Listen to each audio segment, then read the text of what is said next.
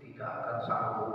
Siapapun hamba Allah tidak akan mungkin bisa sanggup untuk menghitung kenikmatan Allah. Karena Allah mengatakan wa'in ta'udhu ni'matullah la tuhsuha. Kata Allah, jika kalian ingin menghitung kenikmatan-kenikmatan yang diberikan oleh Allah, la tuhsuha, niscaya kamu tidak akan sanggup, tidak akan mampu untuk menghitung. Itu ini kalau kita nak hitung nikmat Allah luar biasa banyaknya. Dari kita bangun tidur tadi sampai kita tidur lagi, banyak kenikmatan Allah yang sangat besar yang terkadang tidak mampu kita untuk menghitung. Saking banyaknya tadi. Oleh karena itu beruntung kita tidak diperintahkan oleh Allah untuk menghitung kenikmatan yang kita dapatkan dari Allah, tapi kita cuma diperintahkan oleh Allah untuk mensyukuri kenikmatan yang diberikan oleh Allah. Masalah rezeki ada yang agak sulit sedikit. Masalah rezeki mungkin ada yang agak seret. Itu sesuatu yang biasa. Tapi kenikmatan yang besar yang banyak sudah kita dapatkan, yang ini harus kita pikirkan, ini harus kita tanam dalam hati kita sehingga kita tidak bakal pernah menjadi hamba-hamba yang kufur, tidak pernah menjadi hamba-hamba yang mengeluh kepada Allah Subhanahu wa Ta'ala. Itu dalam hidup yang kita keluhkan, yang kita masih jadikan masalah itu masalah rezeki itulah. Kalau sudah masalah rezeki, kadang ya Allah, ya Allah, ya Allah, kayak tidak menerima atas takdir Allah. Lalu kita tahu bahwa semua yang terjadi dalam hidup kita itu terjadi atas kehendak dan takdir dari Allah. Jadi yang penting kita sabar, yang penting kita menerima apapun takdir dari Allah Subhanahu wa Ta'ala. Tapi kenikmatan yang besar yang kadang kita lupa untuk mensyukuri itu.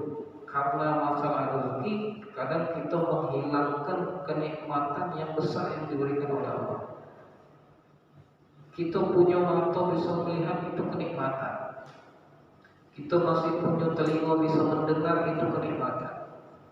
Dikasih kesehatan oleh Allah, masih bisa beraktivitas, masih bisa bergerak, masih bisa melangkahkan kaki, itu kenikmatan. Yang mana ini kenikmatan tidak bisa dibayar dengan materi tadi, tidak bisa dibayar dengan yang kita keluhkan terus. Coba kalau kita punya duit banyak, tapi ajak lihat, tidak lemah hidup itu. Apa rasanya punya duit banyak, ajak lihat, butuh. Jadi kenikmatan yang besar terkadang yang kita dapatkan tidak kita syukuri. Kadang kita terus mengeluh dengan kenikmatan atau dengan rezeki yang terkadang memang Allah tahan. Sekarang Allah namanya hidup seperti itu, pasti ada masalah, terlebih masalah rezeki. Maka kalau kita orang-orang yang beriman itu dia sadar dengan kenikmatan yang besar yang diberikan oleh Allah, dia tidak akan pernah mengeluh. Dia akan senantiasa bersyukur. Ya, kenapa? Masih dapat kenikmatan yang besar, masih bisa bernapas kenikmatan. Coba di rumah sakit itu, nak pakai tabung oksigen jutaan bayarnya setabung itu gratis. Ini masih tidak ngeluh, malah masih tidak bersyukur, kita masih tidak ngeluh terus. Kita bisa nikmat, bisa bernapas, itu suatu kenikmatan. Orang yang sakit di rumah sakit itu luar biasa, yang dia sampai tidak ajak bernapas harus pakai bantuan tabung oksigen. Berapa bayarnya? Setabung besar itu bisa jutaan. Tapi kita gratis, ini kenikmatan yang luar biasa. Maka kita terus berusaha untuk tadi memperbanyak, mengingat, mengenang, merasakan kenikmatan Allah. Insya Allah kita akan menjadi hamba dan terus bersyukur kepada Allah Subhanahu wa Ta'ala. Tidak akan pernah kita menjadi hamba-hamba yang mengeluh. Kenapa? Kenikmatan yang kita dapatkan lebih banyak daripada masalah mungkin yang akan kita hadapi. Jadi ini yang perlu kita harus pahami, kita renungi bahwasanya kenikmatan Allah itu banyak. Kalau seorang hamba yang benar beriman, dia akan senantiasa bersyukur kepada Allah Subhanahu wa Ta'ala. Masyaallah hadirin, hari ini kita mungkin akan sedikit membaca beberapa hadis di dalam kitab Riyadhus Shalihin. Ini hadis beberapa yang agak penting, bisa menjadi renungan bagi kita. Atau mungkin sekitar 2 atau 3 hadis yang akan dibacakan di sini. Yang pertama, hadis tentang An Abu Hurairah radhiyallahu anhu. Hadis ini diriwayatkan oleh sahabat Abu Hurairah radhiyallahu anhu. Berkata Abu Hurairah, qara'a Rasulullah sallallahu alaihi wasallam yauma idzin tuhditsu akhbar. Kata Abu Hurairah, Rasulullah itu pernah membaca surat Al-Zalzalah. Seperti yang kita baca tadi, idza zulzilatil ardu zilzalaha wa akhrajatil ardu athqalaha wa qala al-insanu ma laha yauma idzin tuhadditsu akhbaraha. Jadi ini surah Al-Zalzalah, ini surah yang artinya goncangan. Bisa kita goncang, ini keadaan kaget di hari kiamat seperti itu. Jadi ini dikatakan surah ini menceritakan tentang keadaan kaget di hari kiamat. Yang mana jelas di hari kiamat lagi kata Allah itu kaget dalam keadaan bumi ini digoncangkan oleh Allah. Apa dikatakan iza zulzilatil ardu zilzalaha. Apabila bumi itu sudah digoncangkan oleh Allah dengan sekeras-kerasnya, kita mau kiamat kayak salah satunya itu terjadi gempa yang luar biasa, goncangan yang luar biasa sehingga menghancurkan seluruhnya. Idza zulzilatil ardu zilzalaha wa akhrajatil ardu athqalaha. Dan bumi akan mengeluarkan apa-apa yang dikandungnya. Jadi maksudnya entah itu lumpur, entah itu lahan, entah itu aqua. Jadi maka akan binasa galau kayak di hari kiamat. Kalau kita sekarang ada gempa bumi cuma beberapa daerah saja, tapi kalau kaget di hari kiamat rata, seluruh dunia ini akan hancur. Jadi bumi akan wa akhrajatil ardu athqalaha. Bumi akan mengeluarkan apa-apa yang dikandung di dalamnya. Kita lihat mungkin di beberapa tahun yang lalu di Lapindo di situ Bondo itu ada lumpur keluar menenggelamkan bukan cuma rumah, kampung hilang gara-gara lumpur itu terkandung di bumi. Belum lagi yang mungkin ada gunung meletus, ada lava, ada lahar, itu luar biasa. Itu semua terkandung dalam bumi itu sekarang sudah keluar, apalagi di hari kiamat nanti Allah keluarkan kalau apa-apa yang terkandung dalam bumi. Wa akhrajatil ardu athqalaha wa qala al-insanu ma laha. Jadi ketika kejadian itu kata Allah, wa qala al-insanu ma laha. Manusia akan berkata, apa dia ini? Kejadian apa yang luar biasa ini? Sampai bumi digoncangkan, sampai keluar semua isi-isi perut bumi ini. Pokoknya insan malah manusia akan berkata, apa ini? Kejadian apa ini? Sekalian, yauma idzin tuhadditsu akhbaraha. Kata Allah, pada hari ini Tuhan itu bumi akan menceritakan akhbaraha, tentang kabar-kabarnya, tentang berita-beritanya. Jadi itu ayat yang dibaca oleh Nabi.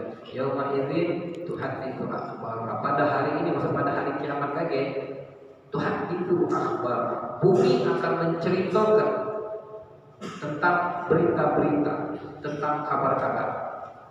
Tsumma kemudian Nabi berkata, atadruna ma akhbaruha. Akhirnya Nabi bertanya kepada para sahabat, apakah kalian tahu apa dia yang akan diceritakan oleh bumi ini?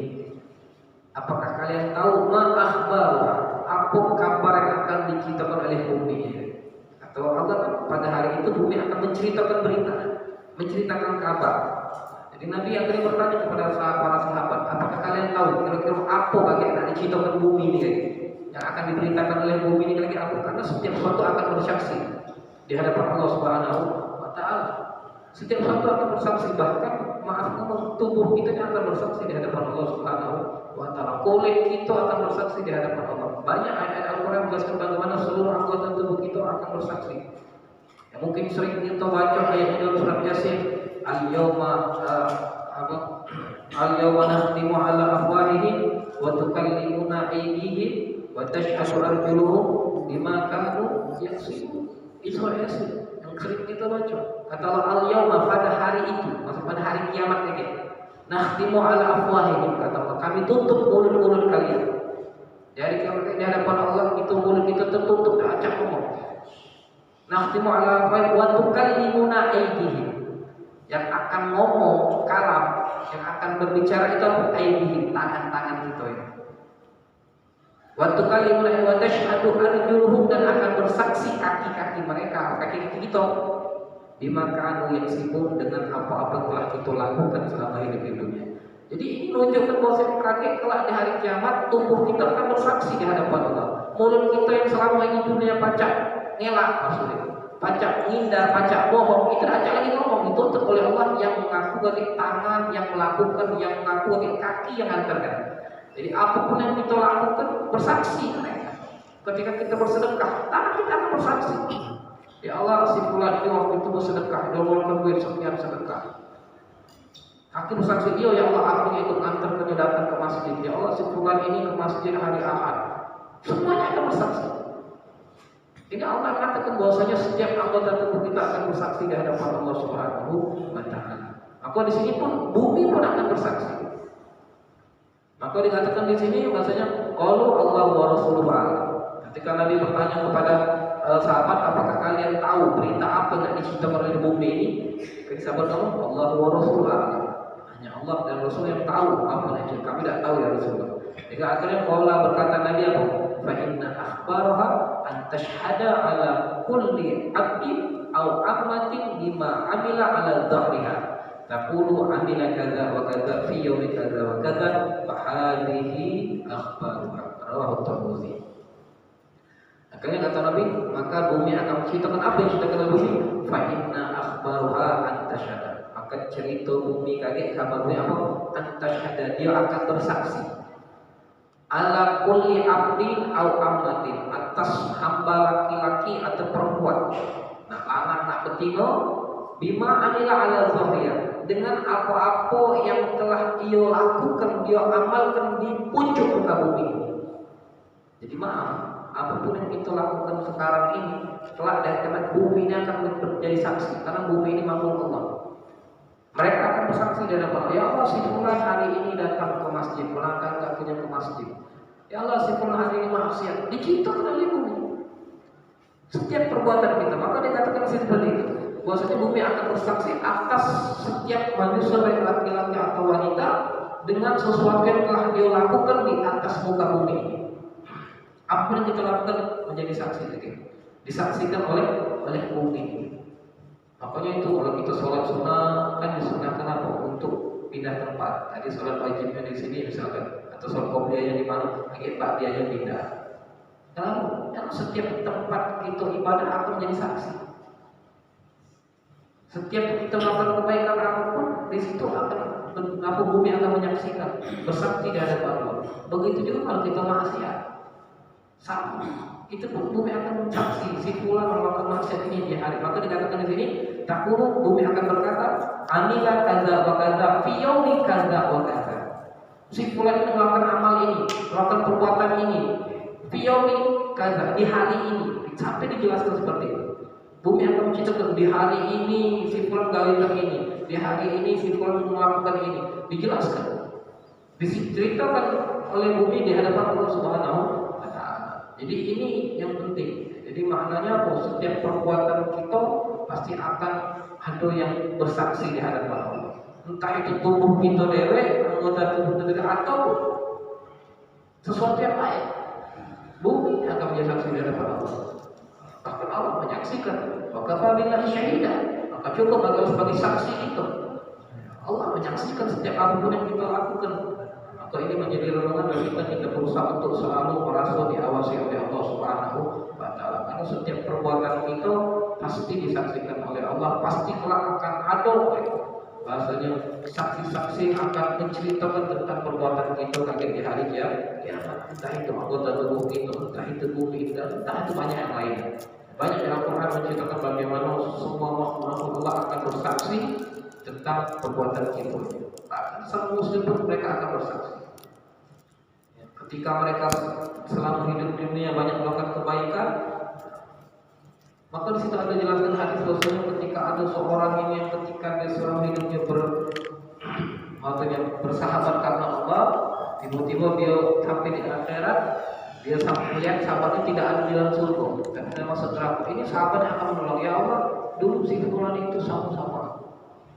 Dia sholat sama aku, dia shalluna ma'ana, dia sumuna ma'ana, dia sama-sama puasa bersama kami, wa hujju ma'ana, dia sama-sama pergi haji sama kami. Sampai akhirnya begini seorang yang ini meminta pada agar dia dapatkan pertolongan, dapatkan syafaat. Kenapa? Ini sebab orang saleh. Sebab apa tadi? Kita berkumpul dengan orang saleh, maka kita bisa mendapatkan daripada syafaat mereka itu. Maka dalam hadis, dalam perkataan Imam Hasan, istaghfirul ikhwan salih, fa inna likulli mu'min syafaat. Jadi perbanyaklah berkumpul dengan orang-orang saleh, karena setiap orang yang beriman juga bisa memberikan pertolongan. Jadi semua akan bersaksi. Jadi hadis ini menjelaskan bagaimana bumi ini akan menyaksikan, akan bersaksi di hadapan Allah dengan apapun yang kita lakukan di permukaan bumi. Jadi jangan sampai kita merasa aman kalau melakukan suatu perbuatan, terlebih perbuatan maksiat. Kalau perbuatan ketaatan bagus, ya. Kita melakukan ibadah, melakukan apa, maka ini akan menjadi saksi lagi, akan disaksikan oleh para makhluk-makhluk Allah yang lain. Tapi kalau kita melakukan kemaksiatan, itu juga sama maksudnya apa? Akan juga disaksikan di hadapan Allah Subhanahu wa taala. Rawahu Tirmidzi. Ini hadis diriwayatkan oleh Al-Imam Tirmidzi. Jadi ini maksudnya renungan bagi kita untuk selalu kita merasa diri kita ini selalu diawasi. Karena kalau kita sedang merasa diawasi, kita tidak bakal berani melakukan hal-hal yang tidak baik. Pasti tidak berani melakukan hal yang macam-macam. Karena kita merasa diawasi. Di masjid ini kalau ada CCTV, tidak berani nak balik. Kalau ada CCTV banyak kejadian bongkar celengan masjid, yang ada CCTV lagi masih ada galak maling sih. Tapi kalau dia ada CCTV, kalau ada yang ngawasi udah berani. Tapi kalau dalam hati kita ada perasaan ataupun ada keyakinan maksud kita senantiasa diawasi oleh Allah, maka kita akan terhindar, terjaga daripada perbuatan-perbuatan yang dilarang oleh Allah, perbuatan-perbuatan yang bisa mendatangkan murka Allah Subhanahu wa taala. Kemudian hadis berikutnya wa an Aisyah radhiyallahu anha, dari istri Nabi yang bernama Sayyidatina Aisyah radhiyallahu anha qalat, berkata Sayyidatina Aisyah, sami'tu Rasulullah sallallahu alaihi wasallam yaqul, kata Sayyidatina Aisyah, aku pernah mendengar Rasulullah SAW bersabda. Apa sabda Nabi? Apa berkata Nabi? Yuhsyarun nasu yaumal qiyamati kufatan uratan ghurlan. Kata Nabi, kelak manusia itu kaki akan dikumpulkan. Yuhsyar itu dikumpulkan di padang mahsyar. Setelah hari kiamat, kita ini kan kaki meninggal masuk alam kubur. Setelah itu ketika hari kiamat, semua uang yang di alam kubur akan dibangkitkan lagi. Akan dibangkitkan semuanya.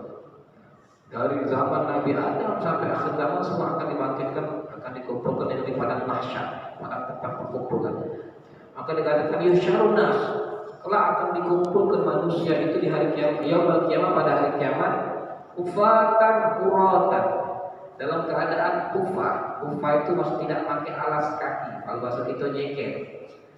Jadi kaget di hari kiamat, kita ini ketika dibangkitkan setelah hari kiamat di padang mahsyar itu dalam keadaan tidak pakai alas kaki, kufatan, nyeker. Kalau dunia ini kita masih macam beli nak sendal yang bagus, sepatu yang bagus. Di kiamat kita tidak macam lagi. Sudah meninggal aja di bawah juga itu. Kufatan uratan, dalam keadaan nyeker, dalam keadaan uro itu dikatakan maaf, telanjang. Jadi maksud tidak pakai pakaian apapun. Jadi memang tidak ada pakaian, kita akan kembali seperti kita baru lahir. Maaf, kita lahir akan tidak pakai apa-apa. Nah, seperti itu juga di hari kiamat kita dikumpulkan tanpa pakaian apapun. Jadi tidak pakai sandal, tidak pakai apapun, itu sama kayak kita baru lahir. Kita lahir ke dunia tanpa pakai tutup apapun, tanpa pakai alas, tanpa pakai baju, pakai sarung. Begitu juga kita di hari kiamat. Kita dikumpulkan oleh Allah dalam keadaan tadi kufa, urah, nyeker, tidak pakai pakaian, maksud telanjang. Kenapa setelah mendengar hadis tadi, ucapan tadi, aku bertanya, kata Aisyah, ya Rasulullah, ar-rijalu wal nisa'u jami'an yanzuru ba'dhum ila ba'd. Jadi Aisyah ini ngomongnya kritis itu sering galak nanya, cerdas. Itu salah satu perawi hadis terbanyak juga istri Nabi ini Sayyidah Aisyah. Yang paling banyak Abu Hurairah, tapi banyak juga hadis dari Sayyidah Aisyah. Karena Sayyidah Aisyah ini termasuk wanita yang cerdas. Jadi makanya beliau banyak juga meriwayatkan hadis-hadis Nabi, dan setelah wafat Nabi pun banyak para sahabat yang akhirnya bertanya hukum dengan Sayyidah Aisyah. Kenapa? Karena beliau orang yang termasuk dari hari-hari yang selalu bersama Nabi, jadi banyak tahu tentang apa hadis-hadis Nabi, tentang hukum-hukum gitu. Maka akhirnya Aisyah ini bertanya, ya Rasulullah, ar-rijalu wa nisa'u jami'an yanzuru ba'dhum ila ba'd. Ya Rasulullah, berarti sampai di hari kiamat lanang sama betina pajak saling mengunyah, masa gitu aja kan langsung teraja, kayak gitu kan. Jadi lanang sama betina pajak saling mengunyah, kan dikumpulkan seluruhnya dalam keadaan tadi maaf telanjang, nggak pakai alas kaki. Jadi kata Aisyah, ya Rasulullah, berarti kakek dari cara pacak lihat, pacak lihat, betino pacak lihat mana, pacak lihat betino. Kenapa? Tidak ada lagi penutup di tubuhnya dan mereka akan dikumpulkan sama-sama. Akhirnya apa? Dijawab oleh Rasulullah, ya Aisyah, al-amru asyaddu min an yuhimma dzalika. Wa fi riwayatin al-amru ahammu min an yanzura ba'du ila ba'd. Jadi akhirnya kata Nabi, wahai Aisyah, keadaan di sana kakek, keadaan di hari kiamat kakek, itu membuat seseorang tidak akan lagi terpikir nak melihat satu sama lainnya. Maksudnya di hari kiamat kakek saking menakutkannya, itu tidak ada pikiran nak melihat orang yang ini betino, yang mana yang tidak nanti kata Nabi. Saking menakutkannya keadaan kakek di hari kiamat, tidak terpikir kita nak melihat yang cair. Jangan kena masalah apa namanya keadaan di hari kiamat, keadaan di dunia lain. Keadaan menakutkan di dunia. Contoh, ini kasih contoh. Misal terjadi kebakaran di rumah kita. Misal contoh. Itu ini malam. Ada yang mungkin maaf, uang yang biasa tidur, kalau tidur tidak pakai baju, bisa mana? Kan sekarang buka baju, bisa pakai celana pendek, misalnya. Ada yang seperti itu. Misal dia tidur, pas lagi tidur tiba-tiba rumahnya terbakar ini. Kas dia sadar, apakah kira-kira dia nak nyari baju, pakai celana, baru keluar, apa langsung keluar? Itu secara normal kita manusia, Bu. Kalau lu mau kebakaran, mau pulang kita lagi tidak berbaju, celana pendek, pas langsung keluar. Kenapa? Takut. Tidak terpikir nak baju dulu. Kan ada seperti itu, langsung keluar berdasarkan, tak pakai baju. Kan seperti itu. Kenapa? Ini keadaan di dunia yang menakutkan seperti itu, begitu sampai tidak terpikir. Apalagi ini keadaan di akhirat yang luar biasa menakutkan. Jadi makanya tidak akan atau tidak akan terpikir kata tadi. Jadi ketika Aisyah ya Rasulullah, berarti kakek yang mana pacaklah betino, betul pacaklah anak. Kenapa? Sama-sama aja. Kata Nabi, wahai Aisyah, yang perbuatan cair itu tidak mungkin terpikir. Maksud gitu. Kenapa? Saking menakutnya keadaan di hari dia, ya tidak terpikir nak lihat cair itu. Yang di dunia begitu cair itu. Saking ada gempa misalnya lari gitu, keluar dari rumah, yang tidak baju kaget lagi bersih baju, penting selamat dulu. Terjadi kebakaran rumah itu, keluar langsung kita. Tidak pikir nak pakai celana dulu, pikir pakai baju dulu. Kenapa? Karena sampai ketakutan, tidak ada terpikir ke sana. Begitu juga keadaan di hari kiamat kakek kata Nabi. Meskipun makmum dalam keadaan kata Nabi teranjang lalu gitu ini, tapi tidak terpikir kita nak ingok-ingoknya itu tidak terpikir. Kenapa? Harus saking menakutkan. Karena di hari kiamat itu luar biasa. Di hari yang malu terkadang seseorang tidak kenal dengan saudara. Itu di hari kiamat. Mungkin sudah jelaskan ayatnya kemarin. Yauma yafirul mar'u min akhihi wa ummihi wa abihi wa sahibatihi wa banihi likulli imri'in minhum yawma idzin sya'nun. Yauma yafirul mar'u min akhihi wa ummihi wa abihi. Pada hari itu, hari kiamat maksudnya, yafirul mar'u min akhihi, seseorang akan lari dari saudara. Yafirul mar'u min akhihi wa ummihi wa abihi, dia akan lari dari ayahnya, dari ibunya, dari ayahnya. Wa sahibatihi wa banihi, dia akan lari dari sahabat-sahabatnya, dia akan lari dari anak-anaknya. Maksudnya apa? Dia akan menghindar, tidak memikirkan mereka lagi. Kenapa? Likulli imri'in minhum yawma idzin sya'nun yughnihi. Likulli imri'in, setiap seorang dari mereka manusia dia apa? Likulli imri'in minhum yawma idzin sya'nun yughnihi. Pada hari itu mereka mempunyai urusan masing-masing. Sya'nun yughnihi, keadaan yang mana dia harus selamat. Jadi maksudnya keadaan selamat, yang penting aku selamat. Kaget urusi ini emak aku, ini bapak aku, ini aku harus selamat. Sampai kamu saking menakutkannya keadaan mereka sampai seperti itu. Ini Allah menceritakan dalam Al-Quran. Keadaan menakut di hari kiamat sampai kita tidak terpikir untuk nolong keluarga kita deh, apalagi orang lain. Ini keluarga kita yang ada hubungan darah mungkin dengan kita, mungkin kawan akrab kita, anak kita, itulah kita terpikir untuk nolong. Kenapa? Saking menakutkannya keadaan di hari kiamat. Jadi jangan terpikir kayak aku nak nolong punya aku. Tidak, apalagi kita bukan termasuk dari orang-orang soleh yang mendapatkan jaminan atau keamanan dari Allah di hari kiamat, susah kita menolong. Berbeda kalau mereka atau memang kelompok-kelompok orang yang mendapatkan keamanan dari Allah di hari kiamat ini. Maka hadis saya sering dibacakan bahwasanya sab'atun yuzilluhumullah fi zillihi yauma la zilla illa zilluh. Kata Nabi, ada 7 kelompok manusia yang kelak dia di hari kiamat akan mendapatkan naungan, sudah pernah mendapat keselamatan, tidak merasakan kesulitan, tidak akan merasakan yang ketakutan di hari kiamat. 7 kelompok. Salah satunya imamul adil, pemimpin yang adil. Itu salah satu orang-orang yang kelak akan mendapatkan naungan. Maksudnya naungan ini, naungan itu mendapatkan perlindungan. Jadi keadaan menakut di hari kiamat tidak merasakannya. Kenapa? Dapat perlindungan, keamanan dari Allah Subhanahu wa taala. Kemudian apa lagi dikatakan itu syabun nasyafi ibadatillah. Seorang pemuda yang dia tumbuh isi waktu-waktu masa mudanya dengan ketaatan kepada Allah. Kenapa masa muda? Kalau anak-anak muda ini, orang muda ini kalau nak diajak ibadah belum bisa semangat, belum bisa, maksudnya karena masa muda itu masa nak belandas maksudnya. Jadi kalau yang anak muda yang rajin ibadah yang itu memang agak sulit. Kalau yang tua memang sudah diincar malaikat, memang sudah bau tanah. Jadi biasa kalau orang tua itu nak ibadah wajar. Yang tidak wajar lah tua masih nak ibadah, ini parah ini orang tua aja ini. Dan kalau orang tua semangat ibadah, rajin ibadah, suatu yang wajar.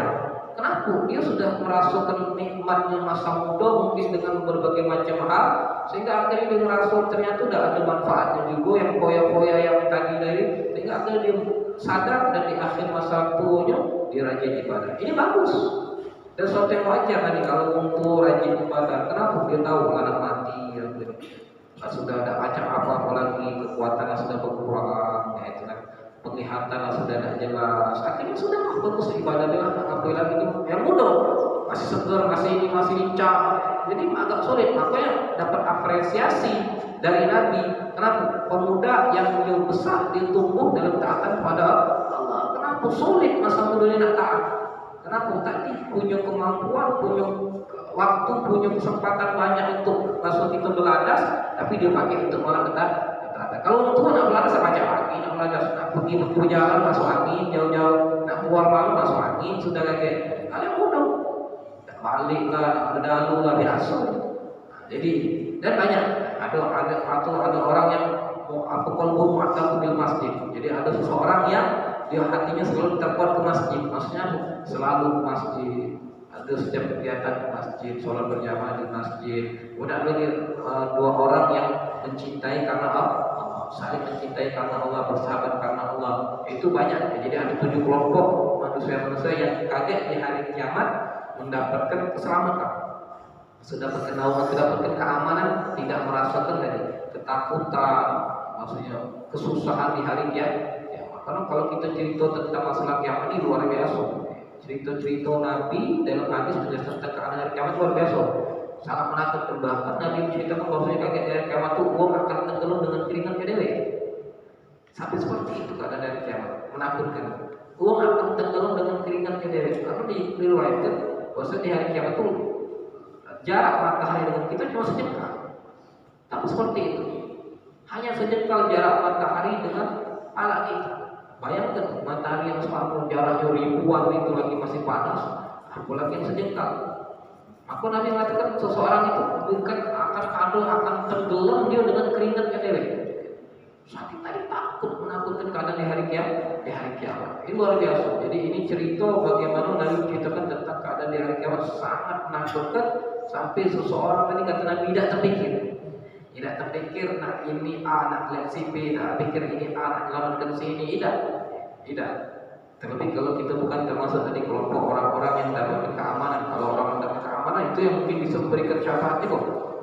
Orang yang bisa mendapat pertolongan. Kalau kita yang belum dijamin mendapat keamanan dari Allah, bakal belum tentu kita bisa menolong. Jadi ini bagaimana kita berusaha untuk tadi mencari keamanan juga untuk di kehidupan akhirat dengan apa? Dengan beramal di dunia. Persiapannya di dunia ini, melakukan amal kebaikan, melakukan ketaatan. Kenapa? Kita berharap agar dengan kebaikan-kebaikan ketaatan kita doakan kita mendapatkan keamanan di hari kiamat, di hari yang sangat menakutkan. Tidak ada hari yang lebih menakutkan daripada keadaan di hari kiamat. Keadaan yang kita lihat mungkin gempa bumi, tsunami itu masih belum seberapa dengan keadaan kayak di hari kiamat. Bahkan di hari kiamat itu saking tadi ya, keadaan di kiamat itu Allah berbicara Al-Quran, wa takunul jibalu kal ihnil. Waktu kiamat tadi Allah mengatakan wa takunul jibalu kal ihnil manfush. Itu di hari kiamat ini gunung-gunung ketika terjadi goncangnya itu gunung itu seperti apa? Kal ihnil manfush, seperti debu yang berdebar. Itu ada kapas gunung kita terbangkan. Itu gunung kayak itu. Bayangkan gunung yang kita lihat kokoh besar dari kiamat lagi terbang dulu, apalagi kita yang kecil hilang kita. Gunung yang luar biasa kokoh besar kata Allah, kakek itu di hari kiamat, peristiwa kiamat kakek itu dia akan berterbangan. Kenapa tadi gempa goncang keluar kalau hancur? Allah katakan gunung itu seperti bulu yang bertebaran. Saking luar biasa. Sekarang gempa bumi yang kita rasakan, bumi tidak ada lepas, tidak ada terbang, maksudnya gunung tidak ada terbang. Gempa bumi yang kita rasakan yang sekarang kita tidak atik membuat sampai gunung itu terbang. Tapi ketika di hari kiamat Allah sudah menceritakan. Ini Allah langsung ngomong, "Watakunul jibalu kal ihnil manfush." Gunung itu akan terbang. Kal ihnil manfush seperti bulu yang diterbangkan, yang bertebaran. Jadi bagaimana luar biasa menakutkan di hari kiamat ya. Gunung yang kokoh itu sampai bisa terbang, apalagi kita yang kadang ada angin kencang lagi kita masih berajak berjalan. Kadang kita terhenti untuk berjalan, apalagi di hari kiamat. Jadi kita berusaha untuk senantiasa terus beramal. Senantiasa kita untuk menjadi hamba-hamba yang taat, untuk mencari daripada keamanan di hari kiamat dengan apa? Dengan senantiasa mendekatkan diri kepada Allah, dengan senantiasa menjadi hamba-hamba yang bertakwa kepada Allah Subhanahu wa taala. Kunci kita untuk selamat itu dengan takwa. Takwa itu melaksanakan semua perintah-perintah Allah dan meninggalkan semua larangan-larangan Allah Subhanahu wa taala. Ini kunci selamat, kunci kebahagiaan dunia akhirat dengan takwa. Kalau kita benar-benar bertakwa, insya Allah banyak di Al-Quran jaminan-jaminan yang Allah akan berikan kepada mereka yang bertakwa kepada Allah Subhanahu wa taala. Untuk urusan dunia dijamin oleh orang-orang yang bertakwa. Wa may yattaqillaha yaj'al lahu makhraja wa yarzuqhu min haitsu la yahtasib. Barang siapa yang bertakwa kepada Allah, Allah akan kasih jalan keluar. Allah akan beri solusi. Makhraj itu jalan keluar, solusi daripada setiap masalah yang ada. Itu ada masalah, setiap kita pasti dapat masalah. Kenapa kita hidup di dunia ini? Kita hidup pasti dapat masalah. Mustahil kita dalam hidup tidak dapat masalah. Aku jangan minta ya Allah jangan kasih masalah, tidak. Karena setiap hidup pasti ada masalah. Jangankan kita, para anbiya, manusia-manusia benar banyak masalah hidupnya. Masalahnya dia tadi dicaci, dibenci, dimusuhi, itu masalah. Aku kalau kita nak selamat dari masalah waktu hidup, dosa hidup. Kalau hidup harus siap menerima masalah. Jadi kalau kita hidup ada masalah, tidak usah hidup. Karena yang namanya hidup pasti ada masalah. Cuma bedanya orang-orang yang bertakwa ketika masalah itu datang, Allah kasih jaminan, ya ja'allahu makhraja. Orang yang bertakwa Allah akan jadikan, Allah akan berikan untuknya makhraj, jalan keluar, solusi daripada masalah yang kita hadapi. Nak kita orang soleh, nak kita maksiat, tetap ada masalah. Jangan aku sudah sholat, sudah tidak ada masalah, tidak mungkin. Siapapun itu pasti ada masalah dalam hidup. Tapi memang walanakum bisyai'in minal khawfi wal ju'i wa naqsin minal amwal, itu terus. Dan sungguh kami akan uji kalian dengan rasa takut, rasa lapar, kekurangan ini, kekurangan itu. Ini pasti. Karena Allah mengatakan kita pasti akan diuji, siapapun kita. Tergantung kita siap atau tidak menerima ujian dari Allah, sabar atau tidak. Tapi mereka yang benar bertakwa ketika dapat ujian, Allah akan langsung keluarkan solusi.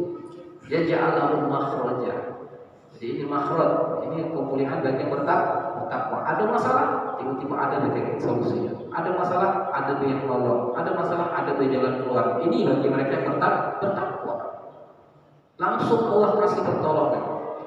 Wa yarzuqhu min haitsu la yahtasib. Yang bertakwa pasti akan Apa bahasanya? Wa yadkhulul kasih akan diberikan oleh Allah rezeki yang tidak disangka-sangka. Jadi orang bertakwa itu lah pasrah sama Allah, yang penting taat jadi hamba Allah, yang melaksanakan perintah Allah, tinggalkan maksiat, tinggalkan larangan Allah. Jalan sehidup kita, insya Allah kita akan dapatkan kemudahan-kemudahan dari Allah Subhanahu wa Ta'ala. Ini dalam kehidupan dunia yang Allah kasih dalam masalah terutama bertakwa dalam kehidupan dunia. Tapi kehidupan akhirat, apa kan orang yang bertakwa dapatkan tadi pertolongan dari Allah, dapatkan keamanan dari Allah, dapatkan keselamatan dari Allah, dan yang puncaknya orang yang bertakwa adalah orang-orang yang pasti masuk dalam surga Allah. Kenapa? Allah sudah jelaskan, wasari'u ila maghfiratin min rabbikum wa jannatin 'arduha as-samawati wal ardh u'iddat lil muttaqin. Jadi kata Allah, bersegeralah, wasari'u, bersegera ila maghfiratin min rabbikum, bersegera menuju maghfirah, bersegera mencari ampunan dari Tuhan kalian. Jadi kita diperintahkan oleh Allah untuk bersegera, atau bersegera itu cepat-cepat, bercepat-cepat untuk mencari maghfirah, ampunan mirabikum dari Tuhan kalian. Maksudnya kamu kita ini manusia tidak lepas dari kesalahan. Siapapun kita pasti sehari itu pastilah ada melakukan kesalahan. Saya itu pasti akan melakukan, mungkin mulut kita atau ibu, mungkin kita nganggu, itu masalah, itu kemaksiatan. Setiap kita tidak lepas daripada maksiat maksudnya. Tapi Allah menyebutkan wasari'u ila maghfirah, segera. Jadi kalau kita mau salah minta ampun, melakukan kemaksiatan, tobat, istighfar, terus itu terus. Itu disuruh Allah wasari', bersegera, cepat-cepat. Karena kalau kita aku nak mungkin maksiat, mustahil kita ini semua tidak tinggal maksiat. Pasti ada, meskipun yang kecil-kecil itu maksiat pasti gitu. Makanya ketika kita maksiat, melakukan kesalahan, langsung beristighfar, minta ampun, astagfirullah. Karena ini perintah Allah. Wasari'u ila maghfiratin min rabbikum, bersegera, bercepat-cepatlah untuk selalu mencari maghfirah, minta ampun sama Allah. Jadi melakukan kemaksiatan, tobat, istighfar. Maksiat lagi, tobat. Terus jangan pernah bosan. La ta'asu min rahmatillah. Jangan sampai kita putus asa dari rahmat Allah. Jangan sampai kita mendengarkan bisikan setan. Kenapa? Segala maksiat itu sesuatu waktu pada maksiat lagi, jangan terus kita maksiat tobat, maksiat tobat, maksiat tobat. Jangan pernah berhenti. Siapa tahu lagi ketika kita tobat kita meninggal keadaan tobat kita. Tapi kalau kita maksiat dan tobat, alhamdulillah, itu tidak tahu usia, tidak tahu umur, bagus nanti asal bersegera minta tobat. Kenapa? Kalau Innallaha tawwabur rahim, Allah itu pasti menerima tobat hambanya benar-benar minta ampun. Jadi berusaha kita untuk selalu, karena Allah mengatakan wasari'u, bersegera, bercepat-cepat kepada maghfirah, minta ampun sama Allah Subhanahu wa Ta'ala. Kullu bani Adam khata'. Setiap manusia itu kata Nabi tidak pernah lepas dari kesalahan. Siapapun, kita tidak pernah lepas dari kesalahan, tidak pernah lepas dari kemaksiatan. Maka kita berusaha untuk terus membersihkan diri kita dari kemaksiatan dengan senantiasa bertobat, beristighfar, minta ampun sama Allah. Cepat, jangan ditunda-tunda. Maksiat langsung ya Allah, tobat, astagfirullah. Maksiat tobat lagi, maksiat lagi, tobat lagi. Kenapa? Ini yang harus kita terus lakukan. Kenapa? Kita tadi tidak lepas dari yang namanya kemaksiatan, tidak lepas daripada kekhilafan, kesalahan ke orang-orang yang sebaik-baik manusia. Apa? Wa khairu khata'ina at-tawwabun. Kullu bani Adam khata', wa khairu khata'ina at-tawwabun. Kata Nabi, setiap manusia tidak pernah lepas daripada kesalahan, tapi sebaik-baik orang yang melakukan kesalahan adalah orang yang mau bertobat. Dia melakukan kesalahan, dia taubat. Dia melakukan maksiat, dia taubat. Terus, insya Allah kita akan senantiasa terjaga, senantiasa dibersihkan karena kita bertaubat kita kepada Allah Subhanahu wa Ta'ala. Jadi wasari'u ila jannatin 'arduha as-samawati wal ardh u'iddat lil muttaqin. Bersegeralah untuk menggapai surganya Allah, wa jannatin, surganya Allah, 'arduha as-samawati wal ardh, yang Allah jelaskan surga itu kata Allah luasnya seluas langit dan bumi, u'iddat lil muttaqin. Mana Allah siapkan, Allah persiapkan, kualitas disiapkan oleh surga untuk siapa? Jadi muttaqin, bagi orang-orang yang benar-benar bertakwa kepada Allah Subhanahu wa Ta'ala. Jadi di surga Allah siapkan cuma untuk yang bertakwa. Jadi ini keutamaan kemuliaan orang bertakwa, agar Allah siapkan tempat yang namanya surga. Maka kita memantaskan diri, kita berusaha pengen masuk surga. Itu harapan kita termasuk suatu waktu kita berusaha untuk memantaskan diri untuk menjadi orang yang bertakwa, yaitu senantiasa berusaha melaksanakan perintah Allah dan berusaha meninggalkan larangan Allah, karena itulah definisi takwa. Definisi muttaqin itu orang yang bukan cuma ibadah, bukan cuma maaf ngomong sholatnya rajin, puasanya rajin, sedekahnya rajin terus, haji sudah, umroh sudah, setiap tahun keluarga zakat, belum tentu muttaqin, belum tentu jadi orang bertakwa. Tapi kalau misalkan dia tadi sholatnya rajin, ini rajin, tapi maksiat jalan, belum bertakwa. Melakukan perbuatan yang haram masih berjalan, belum bertakwa. Kenapa buat bertakwa tadi? Selain melaksanakan perintah Allah, meninggalkan, ini poin, meninggalkan sesuatu yang dilarang oleh Allah. Kemaksiatan dilarang oleh Allah, tinggalkan. Tapi tadi kalau ada istilah, kalau di Jawa itu STMJ, sholat terus maksiat jalan, STMJ, sholat terus maksiat jalan, ini bukan bertakwa, belum bertakwa. Kenapa? Dia sholat maksiat jalan, sholat anak duit masih geser kerja itu, STMJ namanya. Dan ini kategori manusia yang belum bertakwa. Karena takwa tadi harus 2 poin, melaksanakan perintah Allah, meninggalkan larangan Allah. Tapi kalau melaksanakan perintah Allah tapi larangan masih digawekan, masih tadi anak keduit, masih maksiat, masih ini, masih itu, berarti belum sempurna takwa. Masih separuh rasanya. Maka kita harus menjadi hamba yang bertakwa sesungguhnya, benar-benar yang dikatakan muttaqin tadi. Maka kita berusaha untuk seperti itu. Karena orang yang bertakwa benar-benar tadi apa? Tadi makhraj dapat ketika di dunia, rezekinya akan diberikan oleh Allah di dunia, yang di akhirat Allah akan berikan tempat terbaik yaitu dalam surga Allah Subhanahu wa taala. Jadi ini poin yang bisa kita petik dari hadis, 2 hadis yang sudah dibaca tadi. Mudah-mudahan kita senantiasa diberikan hidayah, kemudahan untuk senantiasa menjadi hamba yang bertakwa, yang senantiasa melaksanakan perintah Allah, yang bisa meninggalkan larangan Allah, dan kita berharap dengan keistiqomahan dalam senantiasa menjadi hamba yang taat kepada Allah Subhanahu wa taala sampai akhir hayat kita. Dan kita berharap kita ditutup usia kita, ditutup umur kita dalam keadaan mendekatkan diri kepada Allah, dalam keadaan ingat kepada Allah, dalam keadaan husnul khatimah. Amin ya rabbal alamin. Mungkin ini yang dapat disampaikan. Ada sesi tanya jawab, dan apa itu bukan agak panjang dikit saja teman-teman. Kalau hari kemarin sampai 6:30 ya, agak diringkas dikit kajiannya biar untuk sesi tanya.